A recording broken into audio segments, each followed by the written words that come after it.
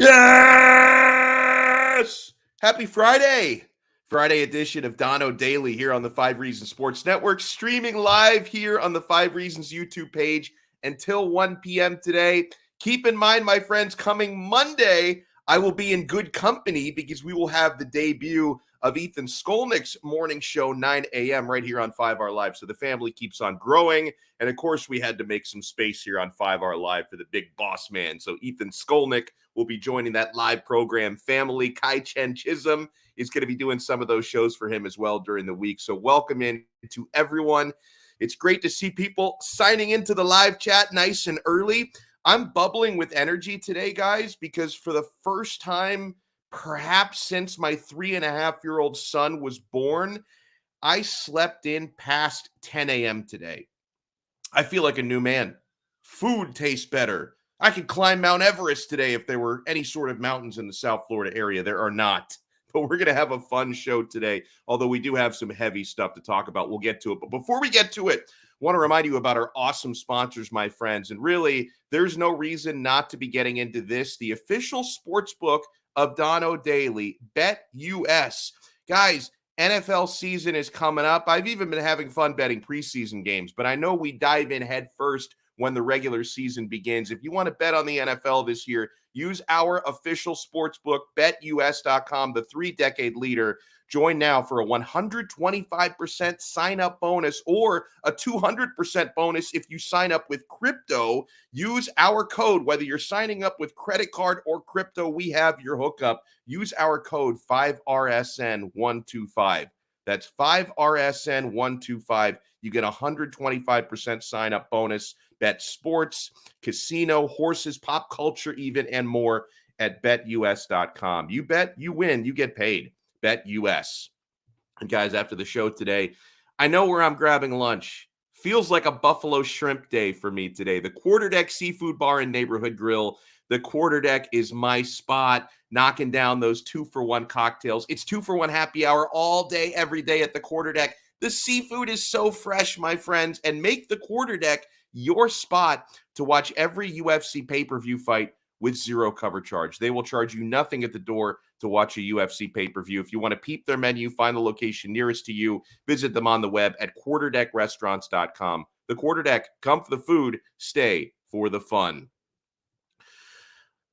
Last night, when I started to see the updates on there being an arrest and there being charges actually made 15 years later in the murder of former University of Miami football player Brian Pata.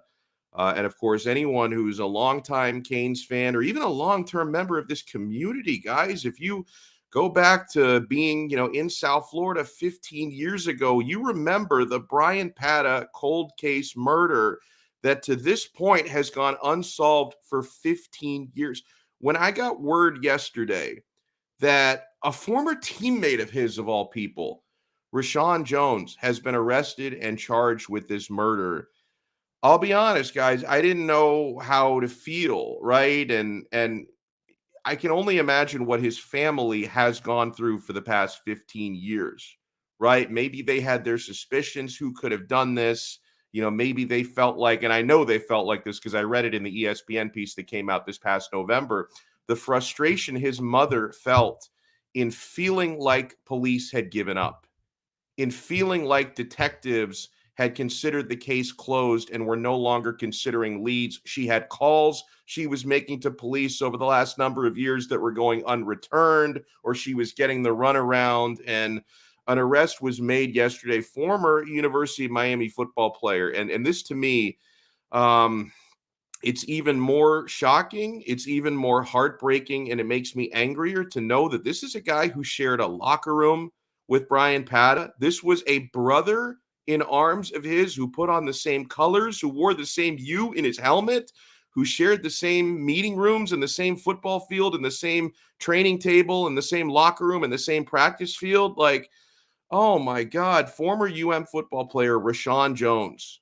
has been arrested on a first-degree murder charge in connection with the death of his teammate Brian Pata. Back in 2006, the Miami Herald and David Ovalle, as you see on the screen there, broke the story yesterday. And I really think that this story was aided, at least the arrest, the charges were aided by the big ESPN piece that was run in November. And I read the piece when it came out, and I want to bring Sean Stanley in on this as well, because Sean, you were telling me that, like me, you reread the piece after reading the piece back when it came out several months ago, almost a year ago. And like Sean, like I can only imagine and hope that Pata's family, the Pata family, are experiencing some sense of closure and some sense of relief right now that this arrest has finally been made. I hope that it's a very simple, straightforward trial, because that can be painful for a family as well. But did you get the same thing, Sean, that I did after reading that ESPN piece? Not to forgive the job that was done here by detectives, because I wish they had closed this, about 15 years sooner than they did. I can kind of almost understand why this was such a difficult charge to pin down, because Pata, like in his final days, he knew death was coming for him, and it could have come from a number of angles, whether it be gang members that he had gotten into altercations with, people he had gotten into bar fights with. I mean, Pata was in the business of restoring and selling cars and restoring and selling wheels. And there were a number of people who I guess weren't happy with some of those transactions and were being a little bit vindictive. And then, of course, the Rashawn Jones angle was jealousy, because Pata's girlfriend was Rashawn Jones's ex, and Pata had reportedly beat up Jones a couple of times, over this whole love triangle. So it was like there was a number of different angles this murder could have come from. And again, and the girlfriend's family as well. There was people that way as well. Yeah. But I mean, when you look at everything, and then also I think, maybe, and again, I'm nowhere near the justice system, so I don't know how this works with the police force, but to have the same detectives on this case, to me, for 14 years without getting any fresh eyes until recently on it, I think that's a mistake. You should have people coming in and out and looking at some of the fresh takes on everything that's going on with the case as it's moving along and everything. But the one thing that, and it's been pointed out numerous times by everybody, is the fact that in the picture that we're posting on here, that is Jones, number 38 right there. 38. Oh God. Yeah, it is. And it's like, I don't know if, and again, he wore the 38. This is the other thing that I didn't understand, because reading the ESPN story, he was suspended the day that this happened. Yeah, it was over marijuana. So yeah, I don't think they didn't connect the dots so it was a marijuana suspension. And then there was strange behavior by Jones, because Jones, I think he tried to get away, lay low for a couple days. He changed his phone number, tried to borrow money from teammates to get out. But that's why I was wondering, is this actually Jones in the picture, or just another number 38? No, it's him actually. That is because him? Okay, I was just wondering. Yeah.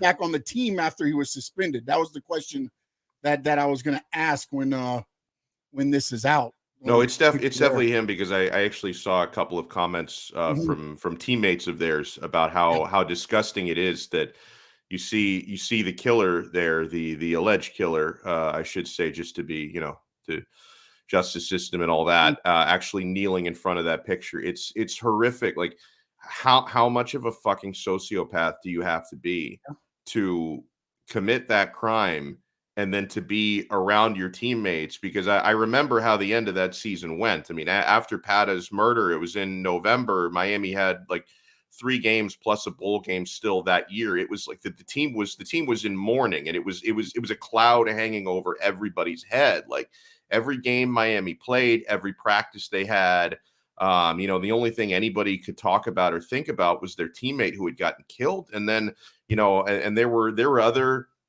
teammates of his, and this was mentioned in the ESPN story, former Miami linebacker Willie Williams, who, never really panned out in Miami, but he was also scared for his life because, I guess he and Pata were close. And then some of the people he thought were after Pata, he thought were after him as well. So he wanted to get the hell out of Dodge. And, and I get that. Like, a friend of yours, a teammates of yours gets murdered, and you don't know at the time who did it.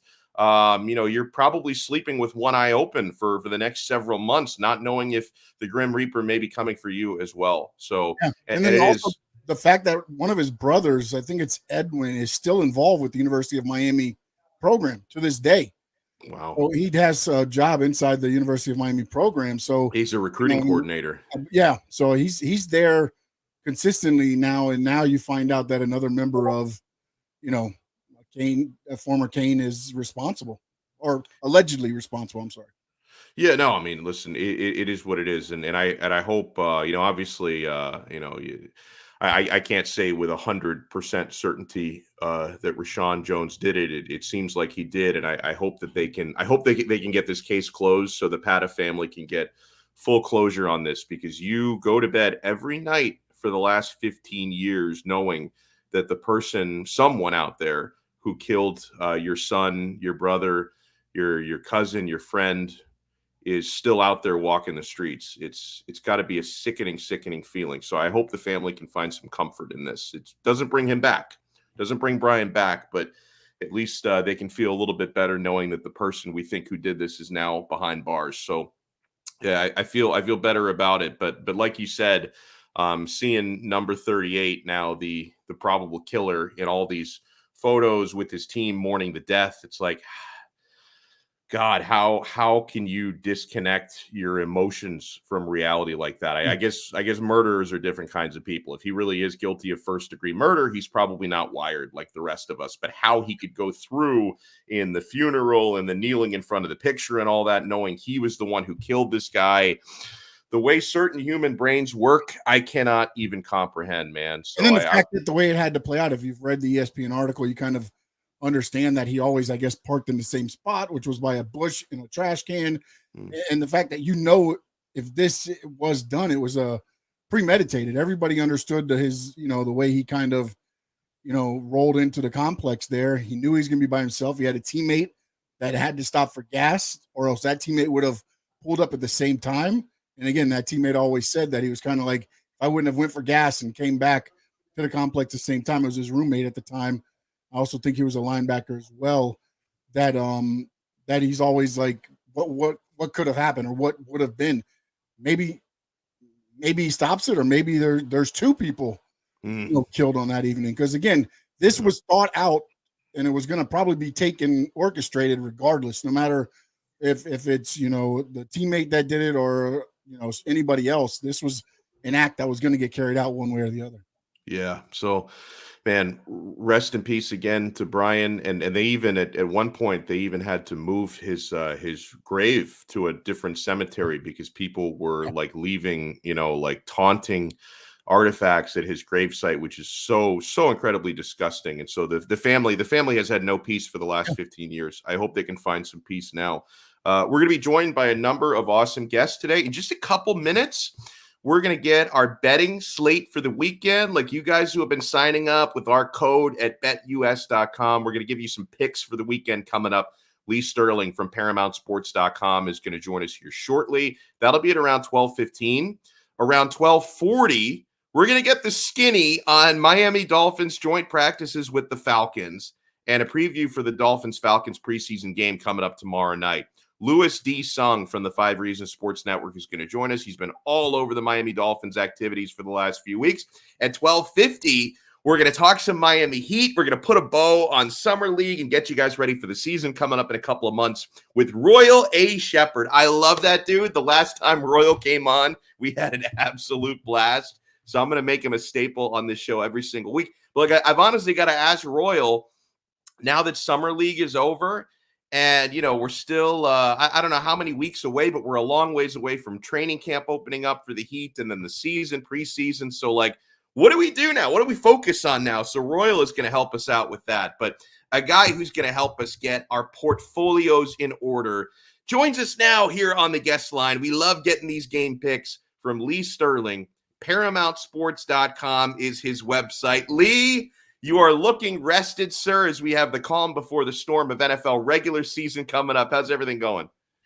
I'm rested, but it's just me and the dog for the last week. So a little unusual times. My youngest is up in New York City. She moved there, and hopefully she'll hit Broadway or movies or TV. So my wife's getting her settled, and so I've got dog duties, and the house is being remodeled, the bathroom at least. So it's been a hectic couple days as far as that's concerned. But as far as my studies, I think I'm ready, and I feel really good about some games this weekend.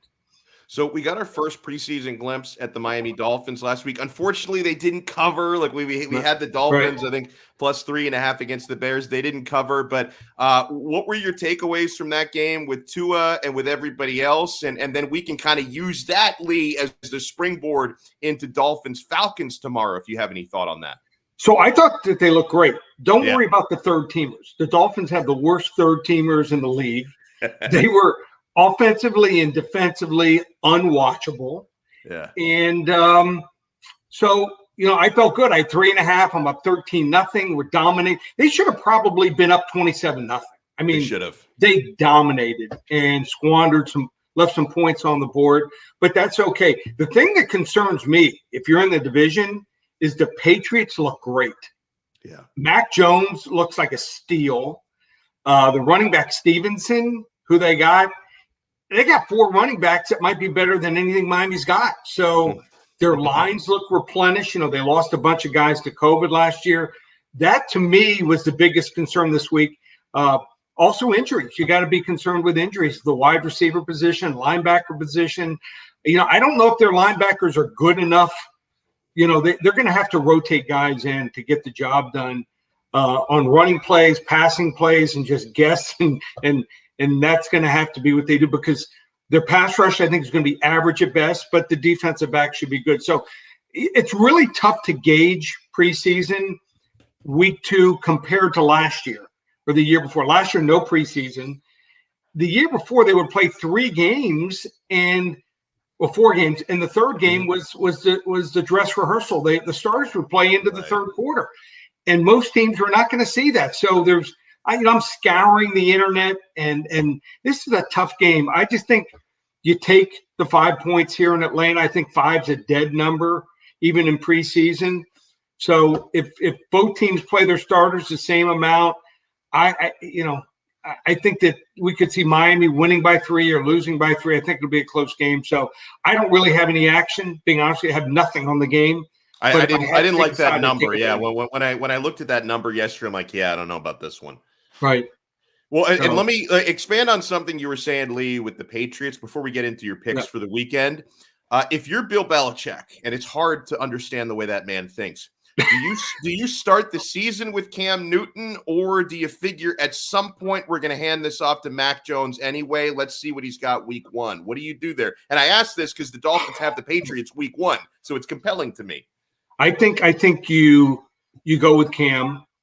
But I think, if he doesn't look good, you can usually tell within a quarter, or at least early in the second quarter, whether he's got it or not. If he doesn't have it, I think you go with Jones.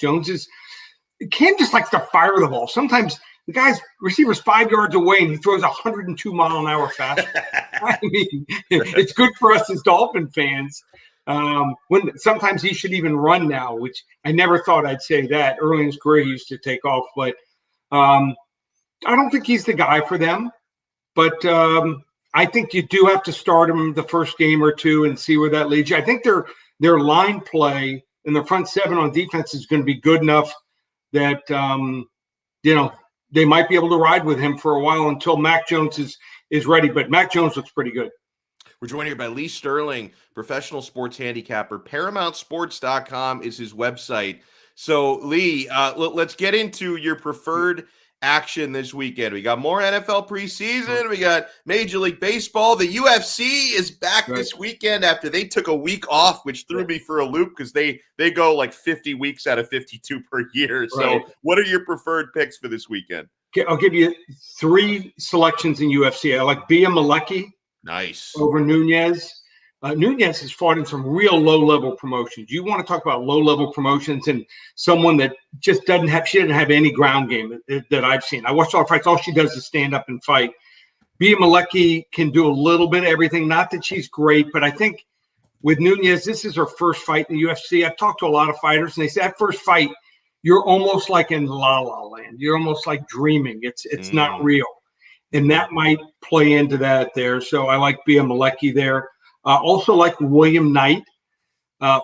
Absolute slugfest, I think it's going to be. But just think that Knight, if you look, he's lost 3 fights since he's been an amateur. All 3 of those fights, he came back the next fight and ended it before it went to the judges' scorecards, won in first, second, and third round stoppages. So I think he's a young 33. He started fighting late. Both these guys just love to bomb, but I just think that Knight has a little bit more than his opponent. And the other one I like Vince Piquel over Hubbard. Hubbard was about to be let go, and he got lucky. He fought 2 fighters, if memory serves me correct, that were late replacements, Max Roscoff and someone else, and both guys weren't ready. Not that he hasn't improved, Hubbard, but I don't think he's on the level of Piquel. Piquel's just one of these guys that's a seasoned veteran. He'll find a way to win against his level or lower. And like I said, I think that Hubbard was close to being sent down, and Piquel's on a different level. He can win, I think, in different ways. So those are the 3 UFC games, fights I have. NFL tonight, I like Washington. So this is a favorite by 5, but they're facing Cincinnati. Joe Burrow will not play in this game. Cincinnati, I think, wanted to set the tone in week 1. What you see in week 1 is usually not what you see in week 2 in NFL preseason. And they came out Cincinnati firing. They wanted to set the tone. They're out to sell season tickets. They're not winning anything. So I think that Washington is deeper, especially at the quarterback and the skill level positions. They played with New England, who now we know is pretty darn good and pretty deep. And I think Washington going to be. I don't think they're making the playoffs, but I think that they're a solid 8-9, 9-8 team, and I don't think Cincinnati's even close to it. I'll lay the 5 there. And then if a line looks big and you're like, wow, this is tremendous. Why is it so big? Just bet it. And it's the Las Vegas Raiders. Raiders are laying 6.5. So they're taking on the Rams. They've been having dual practices. And the Rams have come out, McVay, and said, not playing any starters. And we know that the Raiders like to win preseason games. And just think that they're deeper this year. Also a bet, if you want to wager, I found this at a couple sites, the Raiders plus 350 to make the playoffs. Oh, that's interesting. Yeah, I'm not saying they're great, but this could be a 10-17. I think they're going to have a huge home field advantage the first year playing that home stadium. If you listen to the crowd when they came out to Hell's Bells, when they came out of the tunnel last week, it was scary. So I think that's going to be a tough stadium to play at, and they can't be any worse on defense than they were last year. Fair. And they were injured. I mean, look at their skill players. Jacobs was injured. The receivers were injured. They keep those guys healthy. They could be good. So I think with the Rams resting players, and you get, their top 2 quarterbacks playing in this game, probably going through 3 quarters. Mariota probably played through the 3rd quarter. You got a big advantage. Lay the 6.5. I think they win this game something like 24-7. Lee, speaking of big numbers, I'm a Hurricanes guy. I'm a Hurricanes homer. I'm already looking ahead September 4th, and I'm starting to drink the Kool-Aid, Lee, because everyone, they're all writing pieces, the Hurricanes guys, on, how Miami could pull off the upset here. Miami is plus 18.5 in that game against Bama. Can you make me feel good about that number, Lee, or are you thinking Bama's just going to roll? I feel good about it the first week. If they played them in week 6. I agree. You're getting them at the right time. I'd lay 25-30. I think that the young Alabama quarterback's going to be good, but if you watch the spring game, he can be blitzed. And I think Miami, if they're smart, comes after him. There's been a bunch of games, big games, that they had great game plans against Florida a couple of years ago up in Orlando. Great game plan for a quarter. We're dominating the Gators. I like the game planning. I like the game plan against Clemson last year, but a couple of things happened. They jumped off sides on 4th and 4, 4th and 5, the first drive, and then it was raining. They had a double pass that if that works, they're back in the game 7-7. So I think that they're going to put some pressure on them. They can't allow Alabama to just run the ball right down their throats, and they're going to make the kid beat them. And the strength of Miami's defense is their secondary. So if you have a dual threat quarterback, which Miami does with King and some skill players, the teams that have beaten Alabama or kept it close have been teams like Clemson when they had Deshaun Watson. And King is kind of Deshaun Watson light, if you want to term it. So I can see that. I like Miami in this setting. I like them plus 18.5 in that game also. Well, this man is doing the Lord's work. He's helping us win some money. Lee Sterling, his website is ParamountSports.com. Lee, let people know when they go to your website. You got any deals? What do they do when they get there? How can they get these great picks? Everything's going on. Got UFC this weekend. You can purchase the card this weekend. We're back this weekend. Starting to feel better about that. As long as we don't get robbed on decisions which we have all for the last 15 months. And then baseball, the last 2 months, we're over 60% in baseball. And that's not playing big favorites. It's average playing, I think, a minus 111, minus 112 favorite. You hear people saying, oh, I'm hitting 75%. Well, yeah, guys are playing minus 250, minus 410 favorites. Yeah, and you're still losing money. So we do it the right way. And then football coming up. So you can get the baseball, 2.5 months. We just lowered the price, $197. Football, use coupon code SAVE300 for our season package. Everything's up and available, ParamountSports.com. Thank you so much, Lee Sterling. Best of luck to you and to all of us playing your picks this weekend. Have a great one. Thanks, Alex. Awesome. And make sure you follow him on Twitter, by the way, at Paramount Sports. And hey, if you want to take Lee's action, I have so much fun every week. You see it up in the corner. Oh, I'm actually pointing the right way for once. First try. BetUS.com. Guys, sign up at BetUS.com. When you make your deposit, make sure to use our show code 5RSN125. That's 5RSN125. And you get a 125% sign up bonus. What that means is if you deposit $100, they're going to instantly add $125 of free play money into your account on top of the $100 you already deposited. So that is a fantastic, fantastic deal. Before we bring on our next guest in a moment, who I think is already in the waiting room, and I'm glad because I have a lot to ask him about. Flash up this tweet, guys, if you can, from our colleague, Juan Cardona, Juan C., who's been one of the legions of people. Oh, okay, Lewis stepped away, so I didn't know if he wanted to come on early. We'll bring him on when he pops back in. He might have just been testing the line. But still, flash up this tweet here from Juan Cardona here from the 5 Reasons Sports Network, who writes in, the one thing I need to share from my notes today, his notes covering practice yesterday, there hasn't been a single practice that I've attended where you don't feel or hear Tua's leadership. He's taken command and accountability for everyone. Don't think I've ever seen that from a young quarterback down here.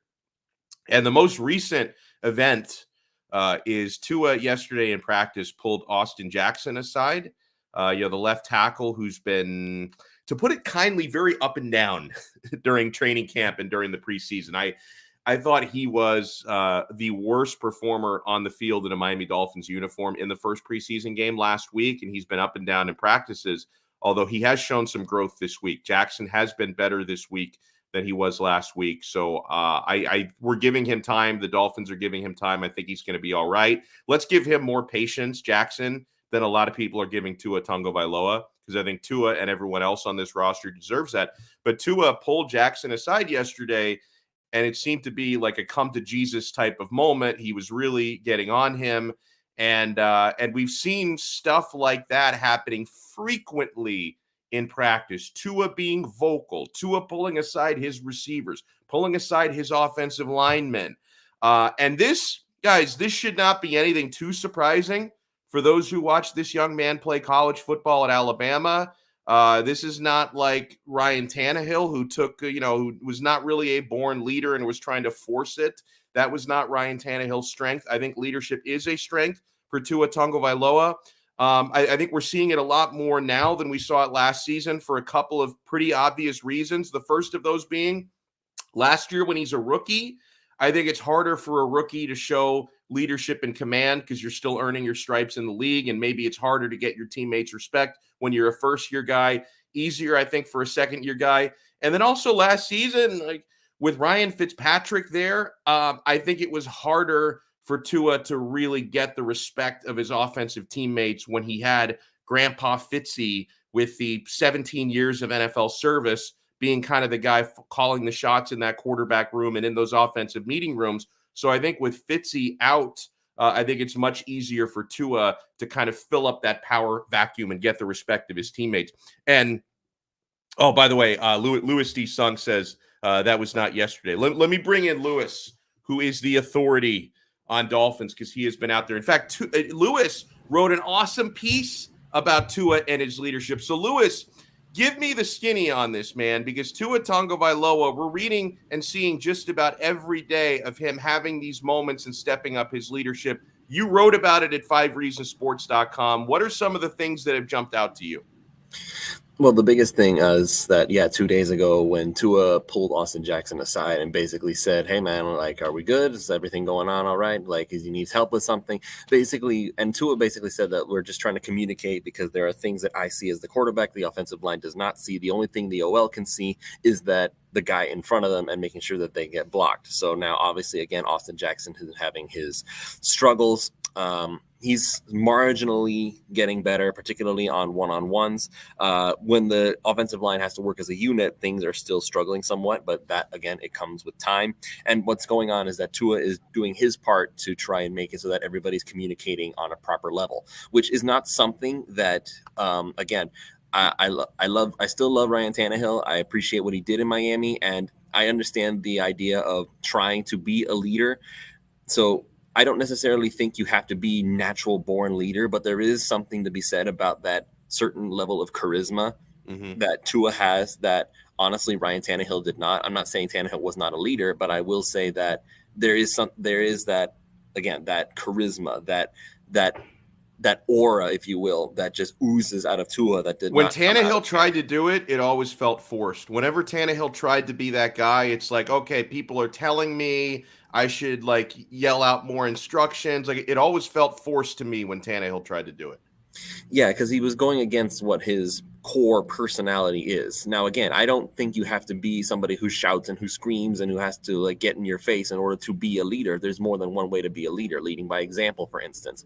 But Tua has, again, this natural, I guess if you wanted to define it, you could go ahead and use that term it. I hate that term normally, but at the same time, you can just kind of see it when it happens. Like, for instance, when I saw Jarvis Landry back when he was practicing as a rookie for Miami, I could already tell that there was something inside of Jarvis that was not in a lot of the other players, that fire in his belly, so to speak. That's what I always called it.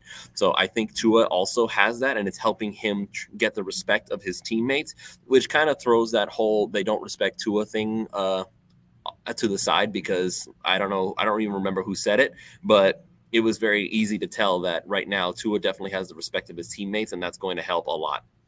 I think the Dolphins' top three rookies all have a chance to have breakout years, and hopefully all three of them do. But I was looking at an NFL Network piece a couple of days ago, Louis, where they strongly declared that Jalen Waddle would be the Dolphins' most impactful rookie, and maybe he will be, but I don't know, man. I could also make a case for Jevon Holland with what he's doing, and I could make a case, health permitting, for Jalen Phillips, and you wrote about him recently as well, if I'm not mistaken. So out of those three, and hopefully they're all great first year, but between Waddle, Phillips, and Holland, who do you think is going to make the biggest impact as a rookie? Well, ironically enough, the guy I think is going to have the biggest impact as a rookie is going to be the one guy I haven't written an article solely about yet. Like, I wrote an article for Jalen Phillips. I wrote an article for Jevon Holland. But the guy who's going to have the biggest impact, and I don't even think it's really even close at this point, and I said so on Pulse of Fins Nation, it's going to be Jalen Waddle. Because, again, so you agree with the NFL Network piece? I agree with the NFL Network simply because, like, I love Jevon Holland, and I think he's going to be really, really good.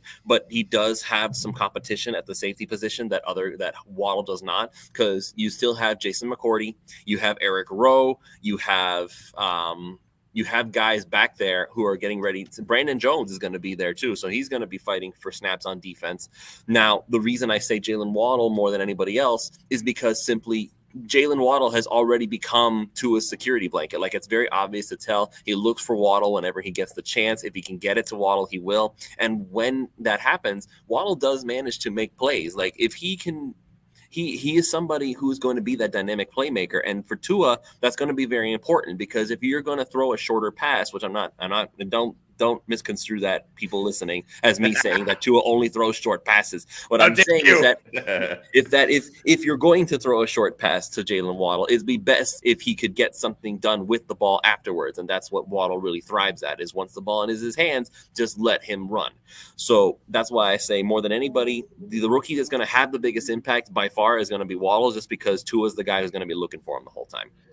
Is there any chance we're going to regret maybe taking the wrong defensive end out of Miami? Because Greg Rousseau looked really good. I watched him his first preseason game last week. Now, I'm not telling people they should second guess it, because I have long thought that Jalen Phillips is the right pick. And I think schematically he's probably a better fit than Greg Rousseau. But Louis, should people have any doubts that, Miami in drafting Jalen Phillips, maybe they should have drafted Rousseau instead? They shouldn't have drafts 2 preseason games into the season. Definitely not. What I will say is that if you're looking for immediate impact, then Rousseau was probably going to be the one who could do it more, because he has a very clear and defined role. This is what you are going to do, and this is all you are going to do. With Jalen Phillips, however, I've compared him to what Deion Jordan was supposed to be if he had his head on straight. So, I like that. Because Jalen Phillips, he can drop back into coverage, and he's been doing that in practice. He can rush the passer, which he has been doing in practice. The only thing about Jalen Phillips, again, is how healthy is he going to be. Chris Grier picked the guys in the first round that have the highest possible ceiling. Not necessarily the safest pick, not necessarily the instant impact pick, but the guy that, given time, will have such a huge impact. Jalen Phillips, if he can become what we expect him to be, he's going to leave Gregory Rousseau in the dust, because not only will he be rushing the passer, he could potentially be making interceptions. He could end up covering running backs and tight ends. That's not something that Gregory Rousseau is going to be doing. Rousseau is a defensive end. Jalen Phillips is a Swiss Army knife on the front seven. We had a couple of players leave practice injured yesterday, Lynn Bowden and Nick Needham. I did read some good news on Bowden, that it's a strained hamstring. I think they were expecting it could have been something a little bit worse. Hamstrings are always tricky, though, Louis, because even if you don't think it's severe, just sometimes it takes forever to get through the nagging hamstring issue. So I don't know if there's a timetable for him, but I mean, how concerned are we about Needham and Bowden, and what are you hearing about those injuries? Well, let's just add some clarification to something, because when Nick Needham ended up getting carted off the field, that's the part that everybody hung on. Yeah. What really happened was that he got carted off the field, and then as soon as they got to the actual building, he just got off the cart and walked inside. So he just wanted a cart ride, I guess. I wouldn't say he wanted a cart ride. Maybe he did. I don't know. Maybe he just wanted, this is a perfect opportunity. I've always wanted to ride the cart without knowing what the cart means. But I'm just going to say that I'm not really all that concerned with Nick Needham, just because, again, he walked off. He was hurt. I'm sure he was hurt, but it's not like, oh my God, I can't walk because I just tore my ACL. So I don't think that it's going to be that big of an issue for Needham, which is good, because we're going to need him in this season. We're going to need him. We're going to need Needham. Yes, that's perfect. That's awesome. Yeah, right there. As for Lynn Bowden, listen, all this does is hurt his chances even more. Just to be honest, Lynn Bowden, even if it is even if it's not going to be a huge injury, even if he's only out for a few days, that's a few days that he's not going to be performing. And already, aside from the preseason game where he was actually set with his group and he actually made some plays once he was with his group, again, he hasn't done anything worth noting. The only thing that he's got going for him now is that he was healthy. Now he's not even healthy, because we still have Albert Wilson not practicing, Will Fuller not practicing, Devontae Parker not practicing. Yeah. Now they got Preston Williams back off the PUP list. So if the plan was to stash him there, then that's not going to happen anymore. So now Preston Williams is going to get his shot. So, and like it or not, with all the drops included, Jakeem Grant is still being a playmaker. So it's hard to ignore playmakers, because if they make plays, then it's easier to forgive the mistakes that are made. So, but again, Grant's not going to be a starter per se. He's going to be the punt returner. He's going to be a kick returner. He's going to be a backup wide receiver, which is fine. I don't need any more than that. But with all the injuries that are happening, you may need Grant going forward. So you can't just walk off of him.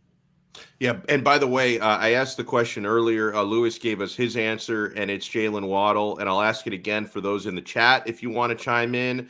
Top 3 Dolphins rookies this season: Phillips, Waddle, Javon Holland. Who do you think is going to have the biggest impact as a rookie? Rafa in Miami there says, I'd go Waddle as well, but I think if healthy, Phillips has the better potential simply because of the position and less competition from week to week. Levon, Florida, wrote in earlier, Holland. Rafa adds there, Waddle has Parker, Fuller, Wilson, et cetera, every week. One of the many can be the big wide receiver that week. But that is true. But you did mention Lewis, and obviously if you're going to have minor injuries throughout the receiving core, you'd rather have it now than in September, October.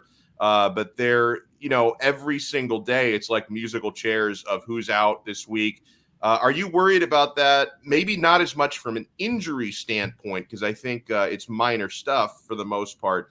But as far as Tua just getting reps and building chemistry with his top receivers, so you're shaking your head that's not something that worries you. Not in the least, because Tua, it really hasn't mattered who's Tua has been throwing to. He's been able to make things happen. So quite frankly, I'm not concerned whatsoever. I think Tua's struggles last season were simply because the offense that he was running, which, by the way, I do recall Eric Roth basically throwing Chan Gailey under the bus and saying, no, listen, the offense was terrible. And honestly, it was terrible that they had to try to make Tua play it. So that's the part of it that I appreciate, that Tua is being able to throw the ball to whoever is out there. So that's a good thing. But again, as the only thing I am just a little bit concerned with all these injuries, and I am concerned that they're not getting back out there and practicing. I get it. They don't really need to practice. I don't need to see Albert Wilson. I don't need to see Devontae Parker. I know what they can do. But for Will Fuller, I haven't seen him at all. Mm-hmm. And I know he's not playing in week 1, but has he had a chance to do anything on this offense? Has he had a chance to do much of anything yet? Now I'm a little bit concerned specifically with him. But as far as chemistry with Tua, that I'm not worried about. I just need to see them healthy. By the way, going back to corner, a couple weeks ago when we weren't sure if X was going to be in or out, I did think he was going to be around, and then he's come to his agreement and mended fences and stuff. I was really worried about that time. I was really worried at that time about Noah Igbenogany. How's he been doing? Well, Igbenogany is continuing to try to get his technique in gear. He's continuing. Again, the talent is there. The physicality is there. He is a physical specimen like you wouldn't believe. And the dude is still one of the youngest players in the NFL, in spite of the fact that some rookies are drafted older than he is. So again, I'm not concerned about him yet, simply because he's having to play catch up and at a much higher level than he was at college. I remember, and I brought this up the last time I was on when you asked me this, is that Xavian Howard, it took him 2-3 years to become that guy. And he played corner all through his college career. Jeffrey Okudah, who everybody said was the best corner coming out a couple years ago when Tua was drafted, he played corner all throughout his college career. And he was not good in his rookie season. So Igbenogany, who spent only 1 year in college as a cornerback, comes into the NFL, has to learn how to play his position in the highest level possible. So it's basically like if you're starting a video game and instead of starting at level 1, you're thrown immediately into like level 10 and you have to learn how to play the game at that level. So that's how I akin it to. So I'm not worried about Igbenogany yet. If come year 3 and he's still struggling with the basics, then the red flags will come up. So Atlanta Falcons tomorrow night, second preseason game. What are Louis D. Sung's primary objectives? What would you like to see the Dolphins execute, and who would you like to see good things from tomorrow? Number 1, Austin Jackson. Yeah. Number 2, either Liam Eichenberg or Solomon Kinley. Number 3, Michael Dieter. Number 4, Robert Hunt. Number 5, Jesse Davis. Have I made my point clear? You have made your point 1,000% clear.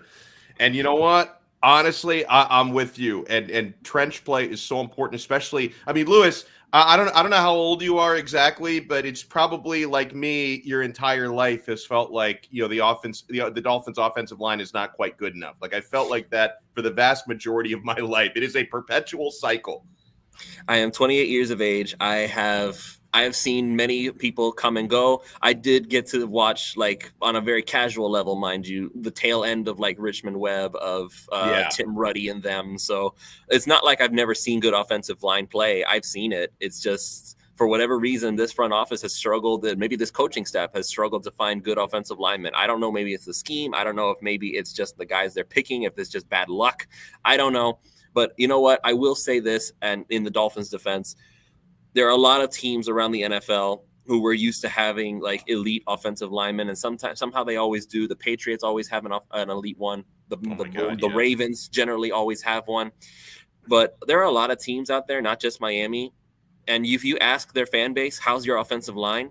They're going to be like, oh, my God, it's the worst ever. Like the Carolina Panthers, for one. You're so right. We just swiped Greg Little from, like, oh, my God, you guys swiped Greg Little? Why? He's terrible. I'm like, honestly, Lewis, I think maybe the only fan base in the world, I mean, the Cowboys have had some really good offensive lines, but like outside, like Dallas and I think Notre Dame Fighting Irish fans are like the only, like those are the only two fan bases Alabama. in America.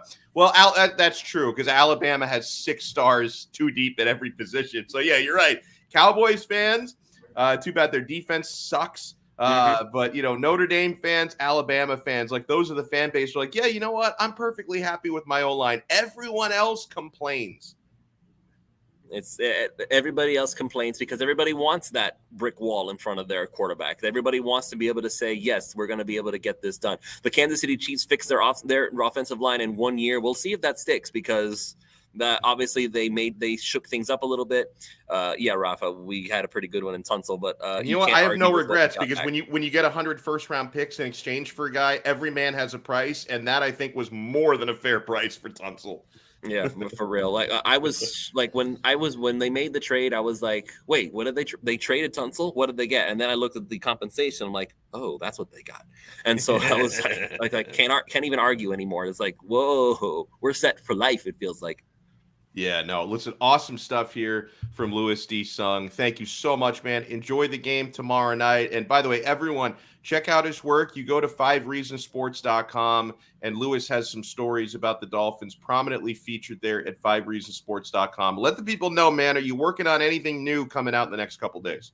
So I am going to be working on some news stories. I'm going to be trying to put together a column giving my opinion on how the state of the Dolphins are. I will be giving up my 5 players to watch in this upcoming game. I will also be joining the post-game show after the Atlanta Falcons game, so make sure you're tuning in for that. And I intend to do Pulse of Fins Nation one day after on Sunday, where my boy Ron Caniff and I will be going into all of your comments. So if anybody wants to make their voices heard now, make sure you tweet me either at Pulse Fins Nation or right at me at Louis D. Sung. And you can always just leave some comments on my previous video, and I will go into those as well. Dude, I love it. Enjoy your weekend coming up, Louis, and enjoy the game tomorrow night. Thank you so much. All right, thank you, my friend. Of course, and as you saw it there on the screen, make sure you follow him at Louis D. Sung on Twitter. And oh man, I see Trevor Gaffney in the chat. You did miss Lee Sterling. So yeah, usually we bring Lee on Fridays around 12:30, but we're loaded up today with 3 guests. So we put Lee a little bit earlier. We gave him a primetime spot. So Trevor, I will make 2 recommendations for you. Number 1, I would recommend going back and rewatching Lee, who joined us around 15 minutes into the program, because he gives you the full context on everything. I will give you his picks, though, to reiterate, because I want all of us to bet these games and fights together this weekend at betus.com, and we'll have a great time doing it. Use our code 5RSN125. So he's got 3 UFC picks for tomorrow: BM Alecki, William Knight, Vince Pichel. Lock in all 3 of those. And then NFL preseason, he's got Washington football team.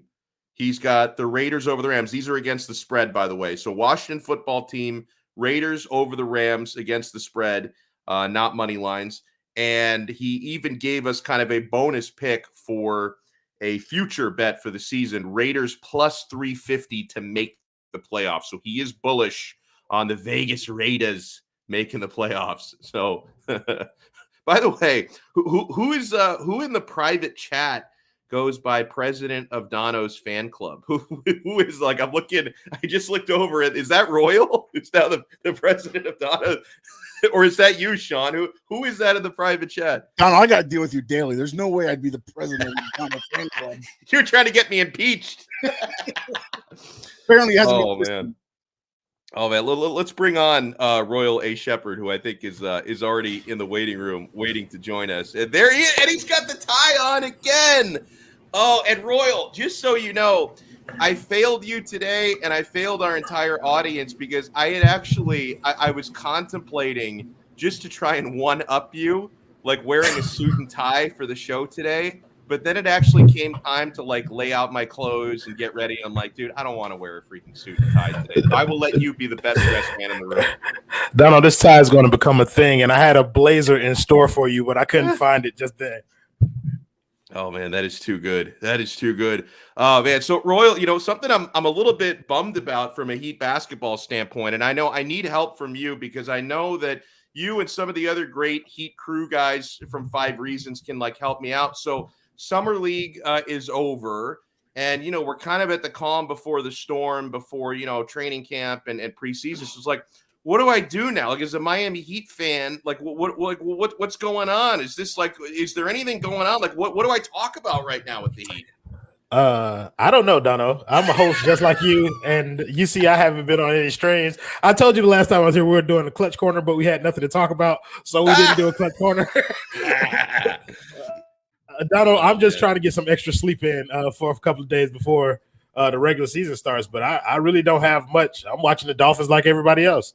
Oh man. Well, I did want to ask you something going back to the Summer League finale, because we haven't spoke since before that. So it's like last game of Summer League, that's when KZ Okpala decides he's going to actually shoot at a high percentage and like create an offensive game out of nowhere. So is that too little too late for you? Are you thinking you could become a KZ Okpala believer? I was a KZ Okpala believer, and he kind of got me off of that train. I think the thing that most Heat fans who are still on that boat are hinging on is the Heat's developmental program.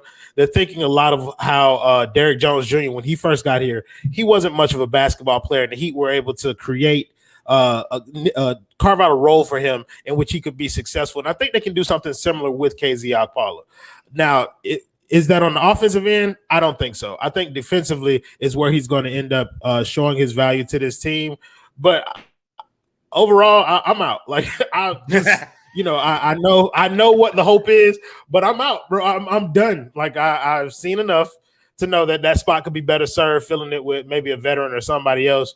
But I mean, we're not going to find anybody that cheap to fill that role with. So you might as well keep them for now. Do you have any, worries about some of the most important players, especially in the power rotation, being older? And they did add a 35-year-old in Kyle Lowry, who I believe can still ball like a 25-year-old. So that one doesn't worry me. But how do you feel about the overall roster construction of this team heading into the season? I'd rather a team full of veterans than a team full of young guys. And I know Pat Riley agrees with you. Yeah, because I know a lot of when you get veterans, they know what their niche is in the league. They know their jobs, they know their roles, and they're professional. So you come in and it gives you a better chance to mix in with our young, talented guys to be able to help support them in better ways. So I have no problem with the age of this roster. The way Pat Riley has always built teams hasn't been to build sustainable champions. He always goes for it all in 1 year and then do it all over again another year. So that's how I feel he's doing this roster, and I believe in that method. Royal A. Shepherd is with us here on Donno Daily on the 5 Reasons Sports Network. Now, I do want to oblige the request here of Ninja Viking, who says, "Can we talk about Max Strus? Sure. Was he your Summer League MVP? Because obviously Garrett, Strus, and my Turkish delight, Omer Yurtseven, were the ones who really jumped out at me. But where do you put Strus in that pecking order? Who was your Summer League MVP?" My Summer League MVP was Turk Nowitzki. Strus was he's like a 1A, very close number 2, because he showed some of the things that we're going to be asking him to do off of the bench. The shooting touch, the confidence was the main thing for us, just taking the next step in terms of that in his development. He's going to be huge for our bench unit in terms of being that secondary shooter. Going to be looking at somebody who may be actually handle the ball in spurts. And he showed that he has some of that in the Summer League. So I was really impressed with how Max Strus played during the Summer League. And I'm really looking forward to seeing how he molds into that role, or if he can, mold some of that and make it usable for the second unit during the regular season. How do you feel about the Heat not getting a Christmas Day game? Because I'm not going to lie to you, even though I understand the players and the coaches would probably rather not work on Christmas Day, but man, it's bullshit, Donno. It's bullshit, bro. Well, okay, yeah, because and I'm with you on that, but it's disrespect is what it is. Yeah, so a lot of people were saying that one of the reasons that may have been the case is because they got bounced in the first round. And I understand, like you were saying, the rosters, but the Lakers got a Christmas Day game as well. Yes.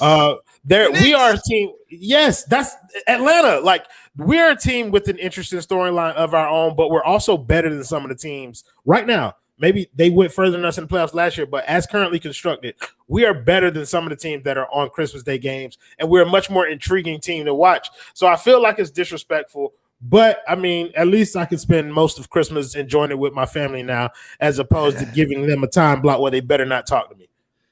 Yeah, for me, it's the opposite. I like to have the time block where it's like, God, I can get away for like 2.5 hours. Like, man, it's like, dude, it's like, how many times can I hear my kid like arguing with himself about which toy he wants to play with at that moment and all? If I can get away for 3 hours now, I'm going to have to tell my wife that they are playing on Christmas Day and hope I don't get caught. Well, my wife has started watching Heat games with me, so I can't use that excuse. and my son is only 1. Well, he'll be 2 when Christmas gets here, so he's not hearing any of that anyway. Yeah, so that's going to be tough for me. But Donno hates family and Christmas. No, listen, I'm telling, like, family, it just gets to be a lot. Like, I believe it or not, like, you would never know this because of, you know, what I do for a living. I am an introvert. And also, like, Royal, sometimes when I'm doing, like, streams and shows all day, I get burnt out, and it's like, I want to get 3 hours to myself. And so, yeah, if they're trying to tell me on the crawl that I hate my family, I don't. I love my family, but I need to get away sometimes. No, but I feel that entirely about the whole burnt out streaming thing. Like, hosting these shows becomes a lot. And while we love what we do in terms of being able to talk about our favorite teams and everything, which is why we do it. But you don't realize that, like for myself, I do post-game shows for the Heat regular season game, which means they play 82 games. I do 82 streams. And late at night, these shows you're doing. Late at night, and then I have to wake up and deal with my wife and my 2 kids and my full-time job. So it becomes a lot on you, but it's great. It's a privilege to be able to come on here and speak to all these fans, interact with guys who you never get an opportunity to like the Alex Donno. I'm sitting here with Alex Donno, guys. I don't know if you guys know that, but I'm sitting here with Royal Shepherd. Man, I'm the one wearing the tie, Donno. Okay, I'm the fan here. But yeah, man. So you love to do it, but I mean, just having a day to spend with your family without, you know, the hoopla of having to get on or being obligated to do a stream, it might be nice for a change, you know. And then next year I'll want to play on the Christmas again. By the way, a couple things before we wrap up the show in a few minutes I want to react to, and I want to keep Royal on for this. We have a couple of tweets that I sent Sean and Manny. This is pretty interesting. Ray Allen is now head coaching at Gulliver Prep. And listen, I love Ray Allen, who gets now a high school coaching gig. But Royal, I can't like this move because I went to high school at one of the Gulliver rivals. I went to Westminster Christian. And by the way, Gulliver Prep kicked our ass in everything. Like, there was a more expensive school, better academics. Their football team flattened our football team. I can't really remember how good their basketball team was back in the day. We had a decent basketball team at Westminster, and baseball was like the marquee. I couldn't hit a ball. I didn't play baseball, but baseball was like the marquee program at Westminster. But Gulliver, that was a big rival. So Ray Allen going to Gulliver Prep, I think this means he's no longer my friend. He is my enemy. But honestly, though, Royal, can you imagine being a high school kid and you're trying out for the team, especially if you grew up a Heat fan, because like some of these were probably like little kids when he hit the shot, like how starstruck you would be with Ray Allen coaching your team. Well, first thing I want to correct, I'm 5'7". There's no way in hell I'm trying out for my high school's basketball team. I went to Blanchard High School, and they are like renowned for their high school basketball program. Well, and Coach Randall just left not too long ago. But yeah, getting back to Ray Allen, I think it is an amazing move for Westminster. For Gulliver Prep. For Gulliver, I went to Westminster. We can't for Westminster. For Westminster, not so much. But for Gulliver Prep, I think it's an amazing move to bring somebody in there. they know that he's done it. They know he's a Hall of Famer. He's going to have the ear of every child in that program, and I think he's going to be able to continue to build on what they've already established as a school in terms of their athletics. And so I love it for Ray. I like that he's getting into coaching so he can pass down some of that Heat culture knowledge down to the kids of South Florida. So I'm a big fan of the move, and hopefully he does well.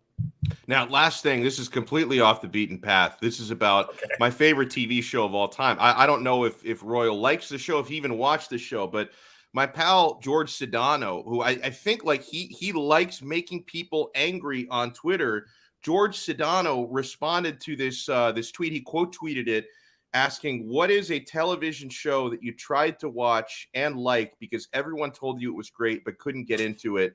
And Sedano responded with Breaking Bad. Fell asleep watching the first episode. Breaking Bad is the greatest television show of all freaking time. And I've watched every television show ever made, so I can say that definitively. Breaking Bad is the gold freaking standard. And my guy, and I like him a lot. I worked with him. Sedano says he fell asleep watching the first episode of Breaking Bad. It hurts, man. Royal, did you watch that show? Donno, I'm going to put another knife in your back. No. I've tried to watch Breaking Bad, and I too fell asleep during the first episode. Listen, when you first started, I was like, I had two of them, and I was like, please don't let Donno hate this show or like this show. But my first one was The Walking Dead. I don't like that show either. I think so we can bond over that. And The Walking Dead, it did start out fine. Like I watched like the first 3 seasons, and then I realized a couple things. They have no idea how they're going to end this goddamn thing, and we're never going to figure out why they're zombies. Because like I'm big on science fiction, so like I like to have explanations for what's going on. And if they're just going to keep wandering around Georgia, turning into zombies, and we're never going to find out why there are zombies, because that seems like a pretty big deal, then I'm not going to be happy with the show. So I just, after like 3 seasons, it got, and I think it's still going on, which is like a crime against humanity. It's like Lost. I didn't think that show was ever going to end, and I didn't watch that one either. But I think I made it to episode 2 of The Walking Dead, Donno. Yeah. But neither one of those shows do it for me. I'm much more of a Marvel superhero guy. Like I watch all of those types of things. So all of the new series that come out on Disney Plus, the movies, I'm heavy into those, and I stay up till 3:00 in the morning to watch them. Yeah, I mean, I will say with Breaking Bad, and I got into it a couple seasons late when they put it on Netflix, so in the first couple seasons, and I wasn't really feeling the first few episodes that much. It got me hooked near the end of the first season. So like I'm quote unquote binging the show years ago on Netflix. It probably took me a month to watch the first 4 episodes. And then once it got to a point where you got hooked, Loki is a good show. And by the way, Hassam is a great dude. Thank you for hopping in the chat. But then once it got to the point in Breaking Bad where it got really exciting at the end of the first season, I think it took me like 4 days to watch like 3 seasons after it took me a month to watch 3 episodes. Like it was absolutely crazy.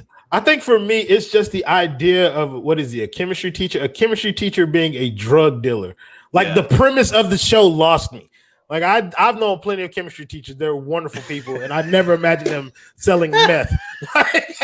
So I don't know. Maybe like they said, maybe I should give it a chance. Now I'm a little older now. Maybe it might pique my interest. A reference to something that they make. But I mean, the first time I tried it, I didn't like it, and I never went back. Oh man, that's too funny. Listen, I appreciate your time so much, man. President of Donno's fan club, Royal A. Shepherd. So you mentioned a little bit of a hiatus, but when can people see you, hear you, read you again on 5 Reasons Sports?